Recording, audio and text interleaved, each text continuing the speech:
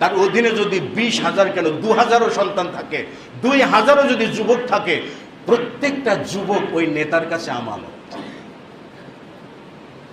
প্রত্যেকটা যুবক ওই নেতার কাছে আমানত। সে আমানত কতটুকু আদায় করেছে?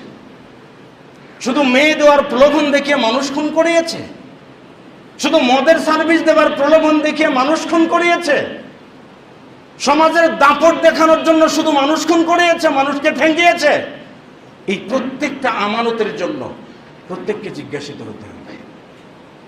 আল্লাহ রাসূল সাল্লাল্লাহু আলাইহি ওয়াসাল্লাম বলছেন, মা মিন আবদিন ইস্তারঈহি আল্লাহু তাআলা, যে বান্দাকে আল্লাহ তাআলা কোন সেক্টরে কোনোভাবে প্রতিনিধিত্ব দান করেছেন, কোন দায়িত্ব দিয়েছেন, আল্লাহ তাআলা যে কোনো দায়িত্ব দিয়েছেন, সেই দায়িত্বটাই যদি আমানতের সঙ্গে আদায় না করে, পালন না করে থাকে, তার অধীনস্থদেরকে তার নিজের কাছে আমানত যদি মনে না